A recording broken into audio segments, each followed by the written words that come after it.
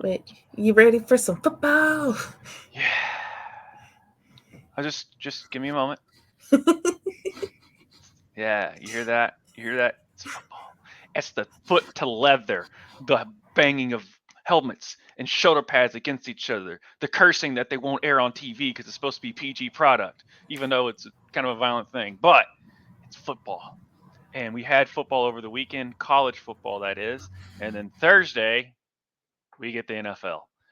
But a couple of nuggets here for the NFL preseason.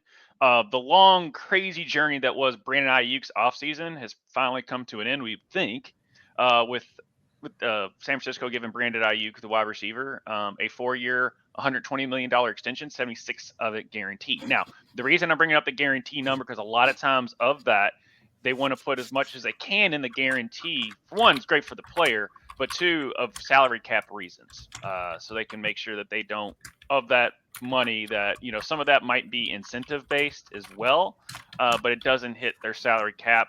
But San Francisco's still in kind of a situation because you just paid Debo, you just paid, and you just paid Christian McCaffrey, and then they gave him like a small extension compared to what it was, and then you also have Trent Williams, arguably the best lineman in the league, and they're still waiting to pay him.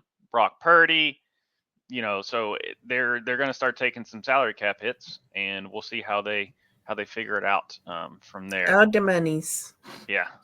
Yep. And good segue, Jeremy, because I was getting ready to get into that. But yes, first round rookie Ricky Purcell was released from the hospital after suffering a gunshot wound and attempted robbery. He was actually shot in the chest. Attempted robbery over the weekend. He was placed on the PUP list, which, for those who don't know, that stands for player unable to perform. So that way they can basically put him on the injured reserve. But when you do that, that way they can bring someone up from their like they can sign someone on the off, they can sign someone, stuff like that, so they can at least put a roster spot. But the thing is, if you put them on the pup, they cannot play for the first 4 weeks. So it just stinks because he was having they were saying he was having a decent camp, and then glass half full. He can still play football. And he's Right. still here. So He's alive. yeah, but yeah, I haven't really looked too much in the details, but I think I saw that where it was just over a Rolex watch.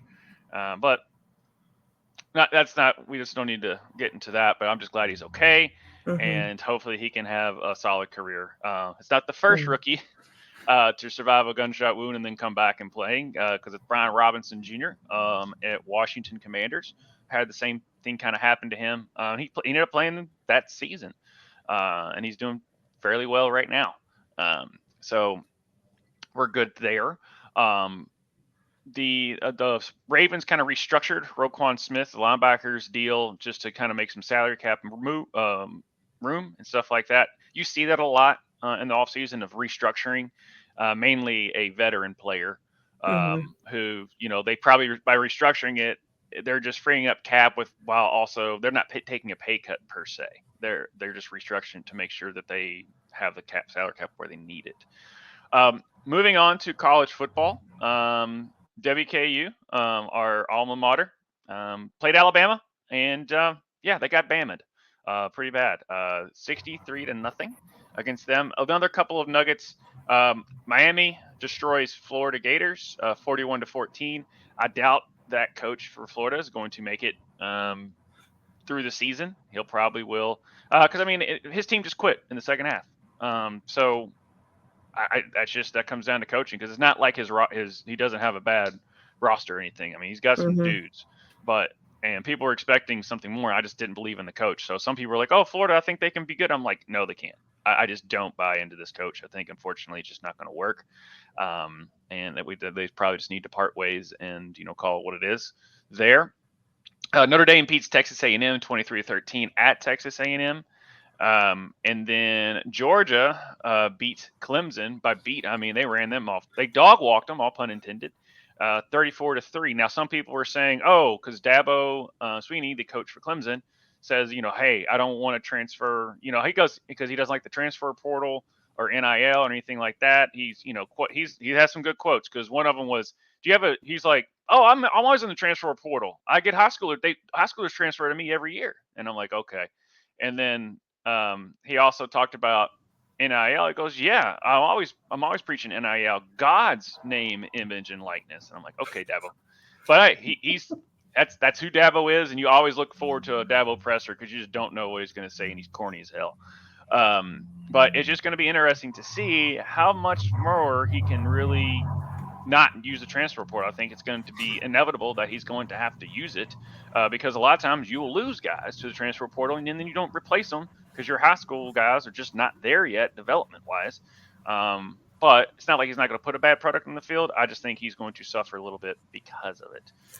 Yeah. But before we go on to the next thing, I would like to point out that my internet went out when you mentioned WKU's loss because my internet was very, very sad that we got spanked, mollywopped, which Yeah. I knew we were by Alabama, but when I saw the score, I was just like, why? Yeah. Why?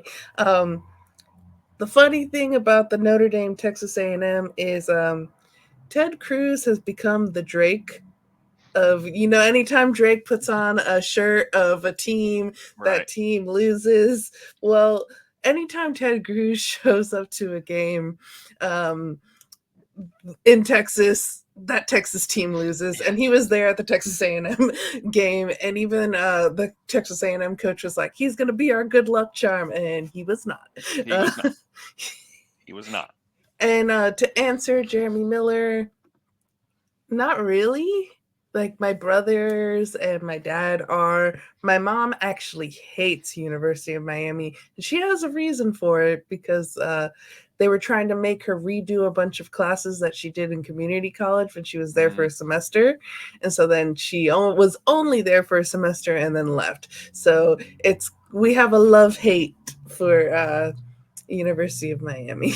Yeah, and thank you, Jeremy, for bringing that up about yes, LSU lost to USC. I mean, we were thinking that USC was not going to work with Lincoln Rhinos coming in. Always might be on the hot seat, stuff like that. Nope, they went and beat LSU, and it.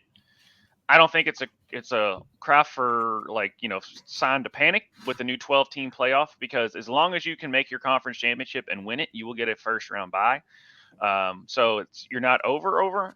That's what people were saying about Florida State when they lost to Georgia Tech. But as a score update, they're down 28-13 to Boston College, and at Florida State, he's kind of gone viral. Florida State fan said he would eat dog poop if they lost to Boston College, and oh boy, if you're queasy, he'll probably put it on the internet and just don't watch that because it ain't looking good for Probably him. not going to be dog poop though.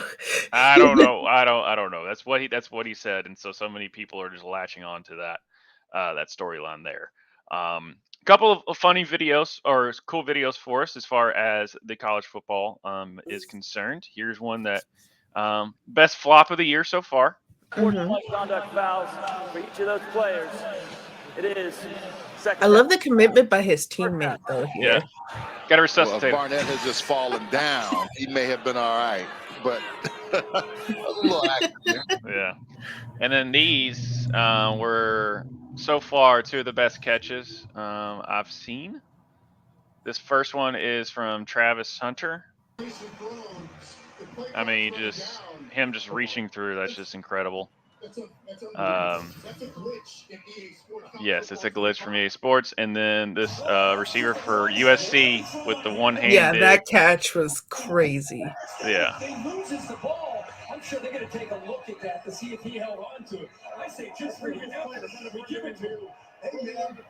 I mean, it's insane. Yeah. For how good that catch was. Yeah. Yeah, so that was just insane there. But yeah, Travis Hunter for Colorado is probably the best all-around player. He plays like 113 snaps a game because he plays defense and offense. So yeah. And then Shadur Sanders is legit. I think he is an NFL prospect quarterback. I know they get the Sanders and Dion and them push them into the spotlight, relatively so, but Shadur's that dude. So I'll go with that. So that's all I've got for football.